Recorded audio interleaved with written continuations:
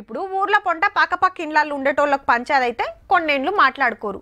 ఇక వాళ్ళ ఇంట్లోనో వీళ్ళింట్లోనో పెండ్లో సావు అయితే అందరు కలిసిపోతారు. కానీ కొందరు అట్లా కాదు, ఆపతొచ్చినా సంబురమైన అస్సలు కలుసుడన్న ముచ్చటే ఉండదు. ఇక ఊర్లో కింది వాడకు మీది వాడకు లొల్లులు ఊడుతుంటాయి. పెద్ద మనుషుల తన ఊకొని మాట్లాడుకుంటారు, అయిపోతుంది. కానీ ఓ ఊర్లో పంచాది పుట్టి ఎంత పని చేసిందంటే, ఒక్కూరు రెండు గుంపులు నడుమిట్ల రోడ్డు, ఇటోళ్ళు అటుపోరు అటోళ్ళు ఇట్రారు.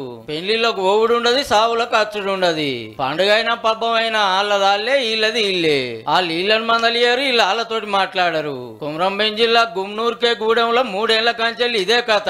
ఇంతకు పంచాదేడు వచ్చిందంటే ఎంత ఖర్చు అయిందో ఎంత ఉన్నదో అది చెప్పాలి కదా. అట్లా అడిగే విషయంలో ఏమైందంటే ఒక టెంట్ విషయంలో అడిగిండ్రు, మేమేమైనా తింటున్నాం అన్నట్టు అట్లా మాట్లాడి గదన్నట్టు.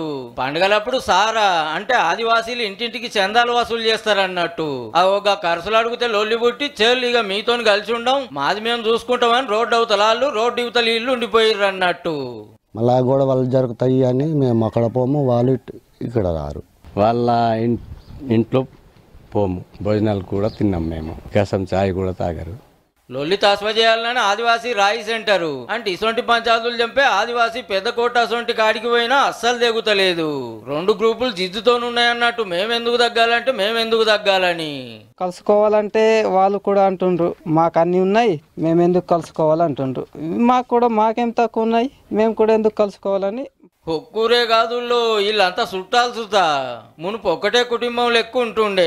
టెంటు లెక్కల కాడ పుట్టిన చిన్న పంచాయతీ ఒక్కూరిని 2 ముక్కలు చేసింది. ఏదన్నా ఉంటే కూకొని మాట్లాడుకోవాలి కానీ పొద్దుగాలైతే ముఖం చూసుకునేటోళ్ళు నెరి ఇంత జిద్దుతోనుంటేట్లనే అన్నలు. అందరు కూడి ఉంటేనే సంబరం ఉంటది. జరి ఇప్పటికైనా ఆలోచన చేయుర్రి.